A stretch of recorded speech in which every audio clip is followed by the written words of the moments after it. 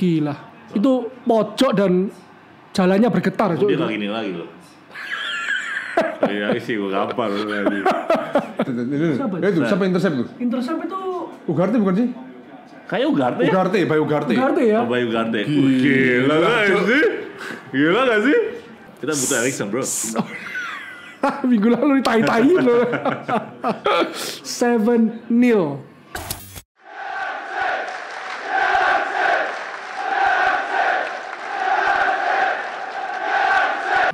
Gila nggak? Good game by Manchester United. Gila. Gimana guys? Cuma sayang satu sih. Hari Amas nggak main. Iya, Hari Amas nggak main ya? Iya. Whitley juga nggak masuk. Whitley nggak masuk. Memang nggak usah main. Kita lebih baik akomodir. Bukan. Memberi mensinkronkan kesempatan bermain yang lebih dibandingkan dengan Ethan Whitley ya. Ethan Whitley itu kalau nggak kepaksa udah nggak usah pakai. Ibaratnya lu di kantong lu punya pisau lipat. Ya. Oke. Tapi di kantong kiri lu ada pisau yang lebih besar, belakang lu ada ini pistol. Jangan lu pakai pisau lipat tuh nggak usah pakai gitu. Pakai senjata lain yang lebih keren ya. Oh iya, ini Koko Ernest comeback ternyata. Oh iya. Kita belum bilang dulu.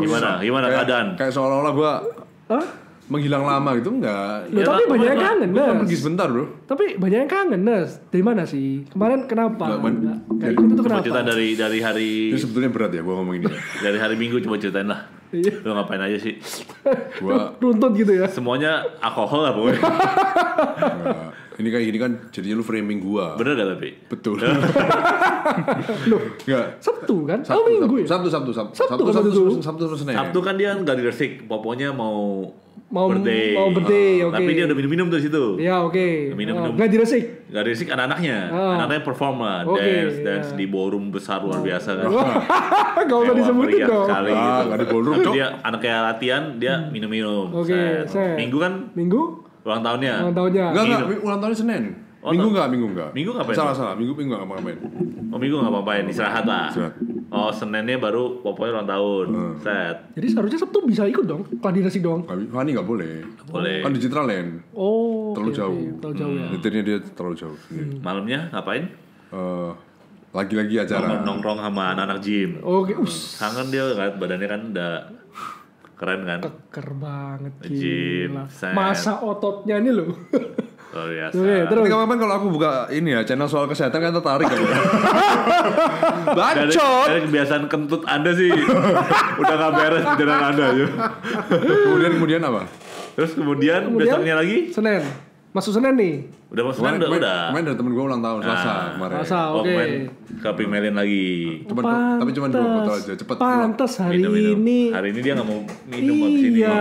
Gue gak enak kan? Pantes hari ini kita. Nggak, tapi tadi ekspresi dia yang gak bisa bohong. Pas begitu Kenny bilang, kayaknya kita ada bir 1 deh. Langsung, apa? Maksud gue apa? Aku tidak mau. Gak mungkin. Gak mau 1. Maksud aku seperti itu. Gak mungkin. Iya. Kita kembali ke kita kembali ke ini topik. Ya. Analisa tim kita ya, 2 match terakhir 10 gol ya yang kita cetak tanpa kebobolan. Oh iya, 10 gol benar. 10 gol. Rashford mencetak 3 gol, Garnacho juga 3 gol. Tapi mau kita analisa sekarang seorang Manuel Ugarte tau. Ugarte. Kira-kira di match lawan Southampton sempat main kira-kira kurang lebih 10, 12, 13 menit. Iya. 2 intercept, 2 intercept. Recovery ya? Ya pokoknya kelihatan lah. Maksudnya ya emang cuma 10 menit sih. Dan posisi Stoton udah hancur lah. Udah nyerah lah ibaratnya. Cuma kelihatan dia cara mainnya, ciri khas dia tuh mainnya kayak gimana sih? Sekeren apa tuh? Coba lu jelasin. Pasti bola scrimmage di gawang musuh, pasti buang kan, itu selalu ada dia ya. Iya, dia orang pertama yang tugasnya. Ya, terima kalau enggak ya nabrak deh. Pokoknya terima kalau enggak ya nabrak. Kalau saya orang enggak. Terima kalau enggak ya nabrak. Terima bola kalau kosong terima bola. Kalau ada lawan dia nabrak. Dicolong bolanya itu. Begitu. Itu tugasnya dia. Maksud lu kalau Onana nih bawa bola nih, umpan kemana? Bukan. Dia orang pertama yang ada di depan Onana. Salah. Lawan nih. Kita nyerang nih, di kotak penalti lawan dong. Bola dibuang sama lawan, deng. Nah, bola buangan dari lawan. Bola liar nih, bola liar. Ugarte. Ugarte pasti yang ke sana. Gitu. Tergantung bolanya banget juga sih. Langsung di mana dia ngejar juga enggak. Dia mengcover area yang luas dan dia punya visi. Dia tahu nih kiper nendang pakai kanan kurang lebih sudut ke sini. Enggak gitu. Oh, enggak gitu. Pokoknya kalau bola tengah itu jatah dia lah. Dia yang kejar gitu. Pokoknya dia ngerti job desk-nya lah. Ya kan? Begitu dapat dan kemarin pas lawan Soton sih selalu bersih ya. Win the ball pertama, recover the ball. Dan itu kemarin 10 menit ya dia melakukan job desk-nya yang luar biasa. 2 recovery ball dan tidak ada salah. Maksudnya umpan berikutnya tidak ada salah gitu loh. Tapi ya posisi Soton sudah hancur. Sudah down. Kita udah unggul 2-0 ya kan? Ujian sebenarnya nanti lah kalau lawan big team lah. Betul. Lawan Barnsley nggak bisa dinilai juga. Nggak bisa nilai lah. Barnsley juga jelek parah. Barnsley. Lu lihat tadi highlightnya tuh. Barnsley Agustus kemarin dia ketemu siapa tuh kak? MU U21 di kandang dia dan kalah 2-3. Collier main kan? Iya makanya. Jadi ya emang kelasnya udah sangat jauh berbeda lah ya. Jadi ya sebenarnya ini keren lah, cuma nggak usah terlalu di euforia kayak gimana lah. Iya, nggak terlalu happy dengan skornya. Tapi ya Barnsley. Ya Barnsley udah, ya kita wajar. Ya kita tapi menurut gua pertandingan Barnsley ini penting buat meningkatkan mental. Rashford sama Anthony. Betul, setuju. Karena kita tahu kan mereka lagi krisis kepercayaan diri kan. Jadi pertandingan kayak gini ya semoga membangkitkan kepercayaan diri lagi lah ya. Betul. Seharusnya berarti Rashford juga bisa hat-trick ya. Kalau penaltinya itu diambil dia. Makanya dikasih ke Anthony ya. Dikasih Anthony karena lu yang dapat ya kan, karena lu yang dapat. Dan lu juga butuh gol kan, butuh ningkatin PD lagi, ya lu nyetak lah. Dan indah banget ya penaltinya ya. Gila. Enggak biasa aja. Biasa aja sih. Itu kayak Onana aja bisa nebis tuh kayaknya. Ya nggak meyakinkan. Ernest dia bisa tuh nebis. Ya kan, ketebak nggak sih? Ketebak ke kiri. Ketebak ya? Ketebak. Iya.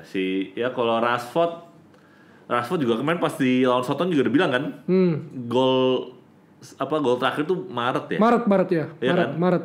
Jadi ya pembangkit semangat lah, pembangkit semangat. 2 pertandingan yang cukup positif. Ya overall Rashford hasilnya. Even lawan Liverpool pun sebenarnya Rashford not bad juga kan. Dia menciptakan 2 peluang kasih ke Zirkzee kan. Asisnya. Oh iya. Jadi ya semoga nih musim ini mulai naik. Kita mumpung masih awal nih. Karena kalau kita lihat dari musim-musim selanjutnya, peringkat MU itu tergantung Rashford nih tajam atau enggak. Iya enggak? Iya. Begitu Rashford tajam, MU peringkat tinggi, Pak. Peringkatnya 2, 3 gitu ya. Iya, makanya. Iya. Tapi kalau gue lihat musim ini sih satu musim yang bisa dikatakan excited banget buat tim kita ya. Betul. Pertama Rashford udah mulai menemukan inilah ya, cara dia untuk mencetak gol. He already know how to score gitu sekarang ya. Terus Garnacho semakin bisa dikatakan semakin stabil, semakin mengkilap, moncer nih. Iya, Cuk.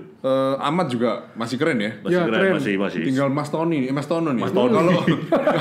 Kalau sebenarnya yang benar Mas Tony dong. Oh iya benar juga ya. Iya bukan Antono. Kalau gitu sih tau. Kalau Mas Tony ini bisa kembali mendapatkan kepercayaan dirinya ya. Dia bisa menutup telinganya rapat-rapat dari segala bulian media di luar sana. Dia bisa fokus ke sepak bola itu sendiri, fokus ke Manchester United. Ini bisa ngeri nih tim ini. Cuman gini, gue punya satu. Lawan Crystal Palace kita kalah. Gue down lagi pokoknya. Itu aja. Berarti kalau lawan Crystal Palace kalah, saya rasa kita tidak jauh berbeda dengan musim lalu. Tapi kalau menang, ini konsistensi. Bisa ke 5 kemenangan beruntun. Menang lagi. Kayaknya gue berani lawan Edwin. Telepon Edwin tuh, berani. ya, tapi emang kita kan rupanya juga udah bilang ya, kalau bulan itu bulan yang sebenarnya gampang. Gampang ya, nggak susah amat lah. Ini lagi-lagi hokinya Ten Hag, Pak. Gue udah bilang, jadi awal musim loh, jadwalnya enak loh MU ini seharusnya. Kalau dilihat loh ya, jadwalnya ini bagus, Cok. Nggak terlalu berat seharusnya. Paling cuma Tottenham yang berat ya, nanti di tanggal 29 September tuh. Betul. Jadi setiap sebulan sekali itu kita cuman Big Six cuman lawan sekali doang gitu loh. Gak ada yang beruntun. Mungkin ada tapi aku mungkin kelewatan ya, kelupaan. Tapi overall waktu awal musim yang gue ngomong di grup loh. Bagus ini jadwalnya MU. Gak terlalu berat gitu loh. Seharusnya kita bisa 4 besar mah harusnya bisa ya. Amin. Gitu loh. Amin. Harusnya bisa. Tergantung Rashford semua. Terus kita bahas Crystal Palace itu langsung. Ada dong. Nanti ya. Ada segmen khusus buat itu. Khusus ya. Ya. Gue mau tanya satu hal ya. Dengan perkembangan Garnacho sekarang dan dengan kita lihat Rashford sekarang udah 27-28 Rashford. Ya 27-an ya. Kalau kita proyeksikan ke depan ya, siapa yang lebih baik antara 2 pemain ini? Garnacho sih. Garnacho karena Garnacho masih muda dan kayaknya dia gini loh. Setiap dia bermain impactful, Pak. Iya. Lawan Soton main cuma berapa menit, Pak? Iya. Cetak gol. Penempatan dia tuh apa ya? kalau dibilang gue bahasa gue itu semakin mengkilap. Karena dia tahu bagaimana menempatkan diri, ya kan? Positioning bagus. Tendangannya tuh loh. Waktu lawan Soton itu loh. Udah enggak tambah babi bu, Cuk. Itu peluang cuma sekali loh dia. Dia cuma dapat satu peluang itu aja loh. Tapi jadi gol. Ya itu emang seharusnya kayak gitu dah. Dari musim lalu lah kita lihat, ketika dia masuk, dia tuh tahu job desk-nya dia tuh tahu. Nas. Jadi ketika dia masuk, gue tuh kalau masuk harus membuat perubahan. Tapi gimana caranya? Kan setiap pemain yang dari bangku cadangan dimasukin kan tujuannya untuk mengubah keadaan. Betul. Tapi nggak semua pemain tuh ngerti, gue mesti ngapain ya? Betul. Gitu loh. Nah, ini pemain, gue bilang dia tuh ngerti. Oh, aku harus begini loh. Untuk mengubah keadaan, berarti gue harus cara main gue seperti ini. Ada celah di sini nih, mungkin itu ya instruksi dari pelatih ya.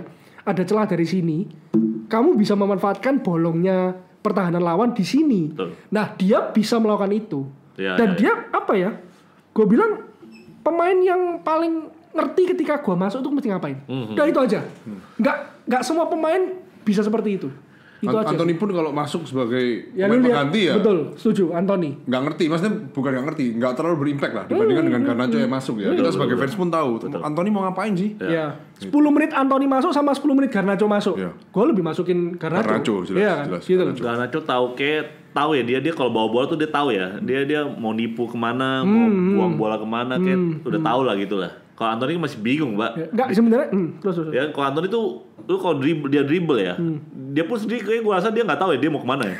Sumpah, dia pokoknya lihat situasi aja, lihat reaksi musuhnya. Dia lihat kaki lawan mau ini baru dia. React gitu loh. React. Kalau Garnacho tuh dia tipe-tipe yang dia kayak gue nipu sini, gue mau buang sini nih. Ya, dia kayak gitu. Jadi lebih susah untuk direbut menurut gue kalau Garnacho. Kalau menurut gue ya, gocean pemain bola itu semua sebenarnya sama. Rashford ya udah ya, dia pasti mainnya kayak tadi yang golnya Garnacho yang dia gocek sendiri tuh. Itu kan yang dilakukan dia setiap saat kan. Tipikal Rashford tuh, kaki kiri kanan. Ya, tipikal dia quick fit lah. Quick fitnya dia seperti itu. Nah, masalahnya timingnya. Lu bener nggak?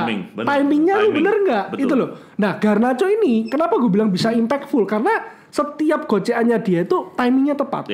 Nah, ketika dia bergerak paling nggak lewat lah, paling nggak berbahaya gitu loh. Nah itu yang membedakan. Dia bisa crossing, bisa feint lagi. Paling nggak dapat peluang. Kita dapat suatu chance lah dari pergerakan dia ataupun dari assist dia. Kalau Anthony yang masuk, gayanya 100. Betul. Tapi nothing gitu loh. 10-15 menit lu main, ya yang dapat highlightnya cuman mimik wajah lu, ya kan? Itu aja gitu loh. Karena gampang ketebak. Dia kan pemain Brasil. Sorry itu sih ya, pemain Brasil ini bagus dengan kaki tapi lemah di otak. Mungkin. Dia nggak bisa, nggak tahu. Kalau gue jadi Anthony sih, gue kebanyakan kocak ke kanan sih sekarang. Aksinya 1000. Dia selalu kan tekuk shootingnya juga. Tadi itu dipoles 1 tahun juga malah ke tengah sekarang. Kan anjing nih pemain ini. Biasa ke kanan kiper. Kan dia maksudnya bagus, tapi malah ke tengah ya gampang dong. Loh, Nas, kalau kamu analisis lebih lanjut, Nas, tadi itu bolanya agak melengkung loh, Nas. Itu kalau Slonina, itu udah ketipu loh Slonina. Itu Slonina.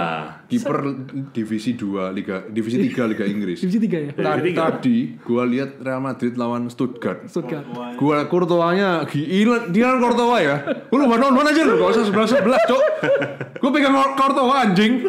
Dompet gua taruhin. Gua nonton aja, udah. Dia shoot di luar kotak penalti ya. Udah lu mau shoot kayak gimana dan pasti itu best yakin ya. Gila ngeri men Courtois men. Gua lihat wah ini itu best keeper in the world sekarang Courtois.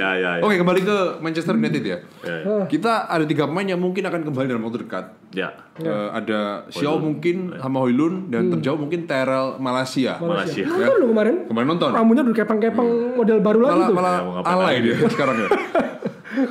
Bakal kira-kira yang pertama kapan kira-kira pemain-pemain kita ini balik? Apalagi yang back kiri ya. Kalau Højlund gue masih nyantai lah.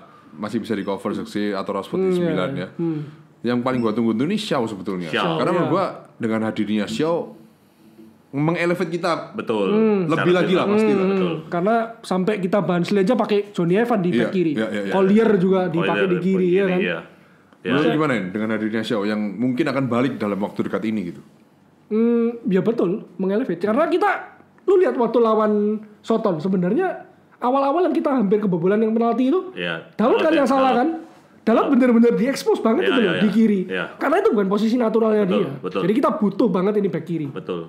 Nah, kalau kita lihat tuh apa namanya Martinez ada Martinez satu aja, dia ngefek banget tuh passing ke tengahnya itu. Iya betul. Passing tengahnya tuh jauh dan tepat gitu loh. Ya kalau ada Xiao kan enak ya, bisa overlap, bisa underlap.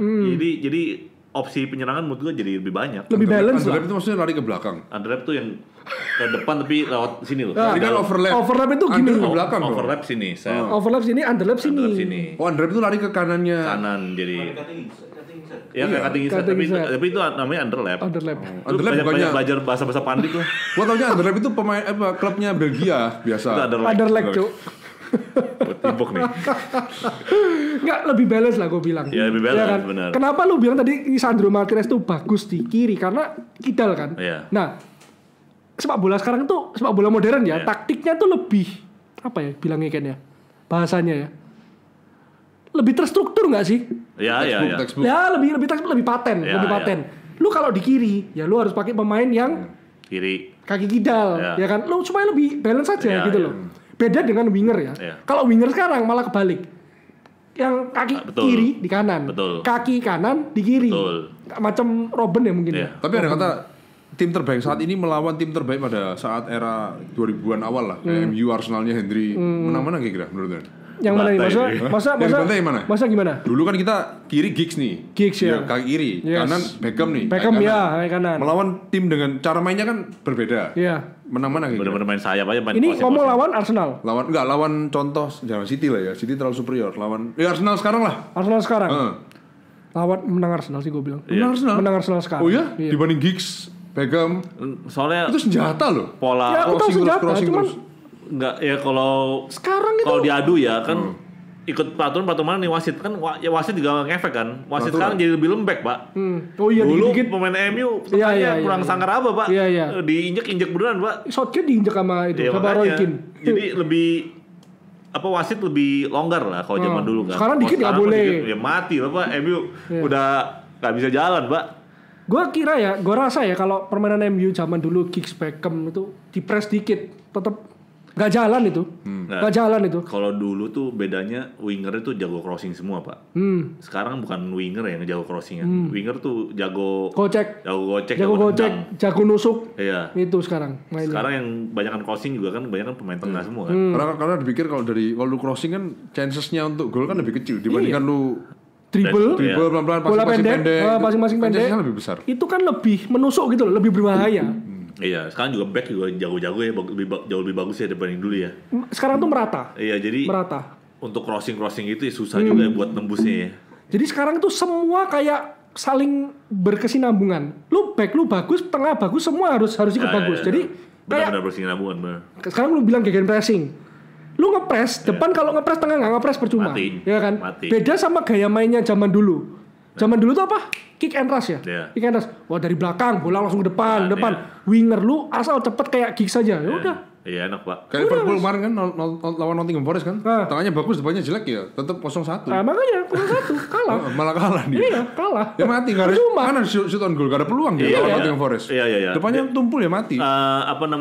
Kesalahannya Arne Slot kemarin kayaknya menurut gua tarik pemain depannya terlalu cepat ya kayaknya. Siapa? Si itu apa? Langsung dua pemain depannya Jota masih Gakpo itu. Gakpo mau Nunes langsung masuk kan. Menit-menit awal tuh dia terlalu cepat, banyak yang bilang kayak gitu. Tapi di tengah kok kemarin. Tengahnya ya?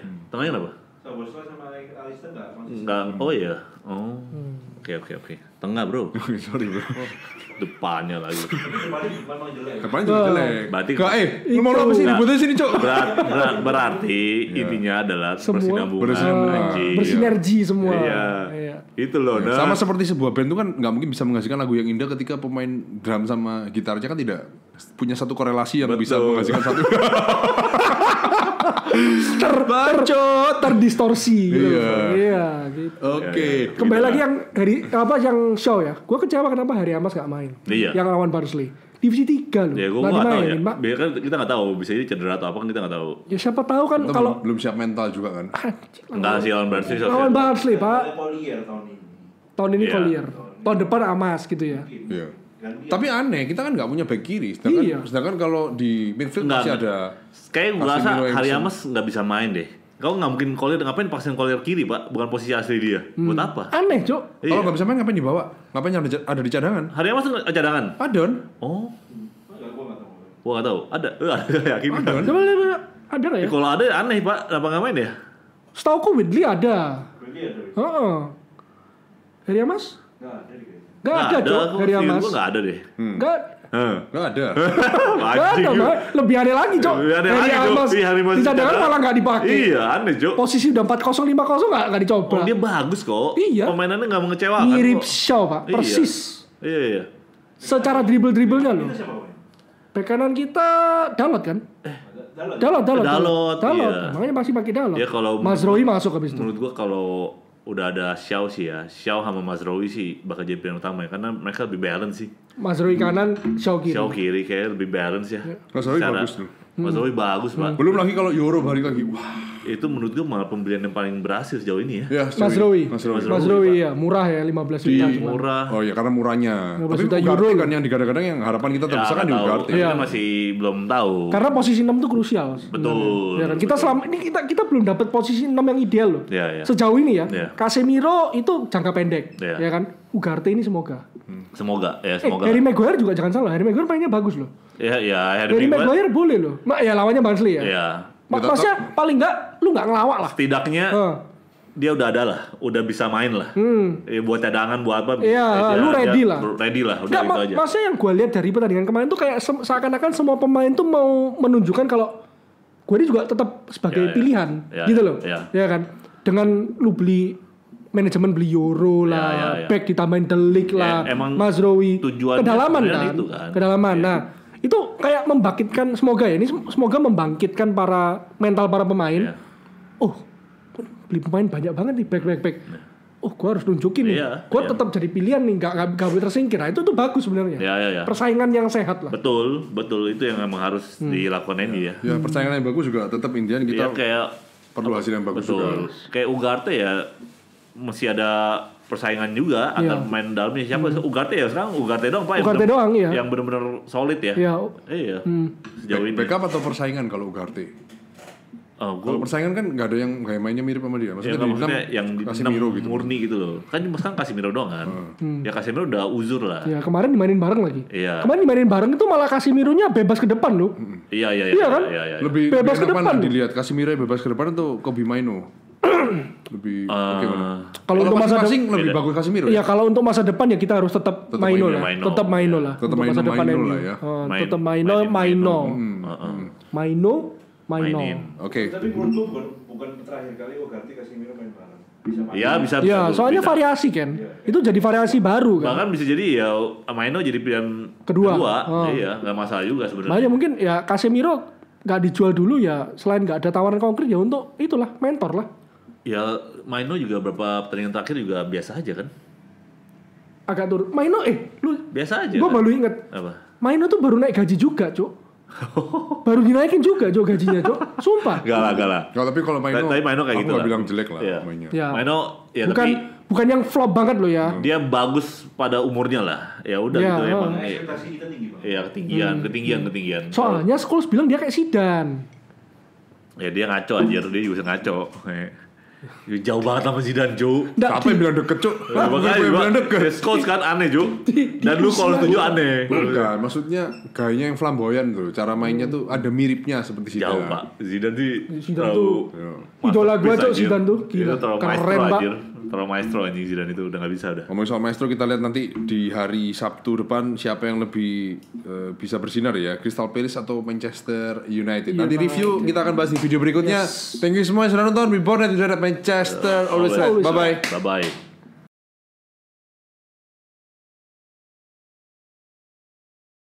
Di kandang ya, di kandang kita kan.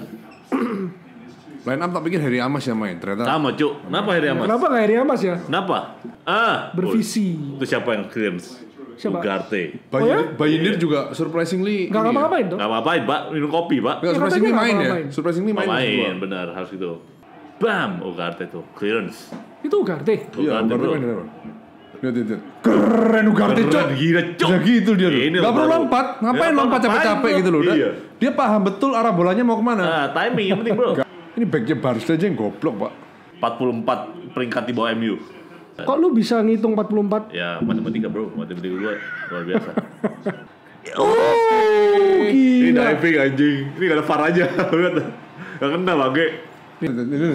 Siapa intercept tuh? Intercept itu Ugarte bukan sih? Kayak Ugarte ya? Bayu Ugarte ya? Bayu Ugarte. Gila gak sih? Gila gak sih? Itu gunanya Ugarte tau. Kalau McTominay bisa kayak gitu? Ya benar. Foul itu Cok. Benar. Kalau McTominay even gak dapet Cok bolanya. Gila, finally. Saya tidak melihat perkembangan signifikan dari Anthony ya. Itu flashingnya Anthony itu loh. Malah ke tengah Cok sekarang Cok. Biasanya masih ke kiri dikit tuh. Sekarang malah ke tengah. Itu aku kipernya itu tepis tuh Cok Anthony, sumpah.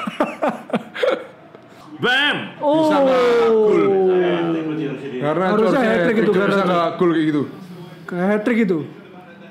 Semua. Barnsley-nya udah malas main itu. Emang ini udah filosofi MU udah begini dah. Lihat. Tenda kan mau main kayak gini berarti kan. Iya.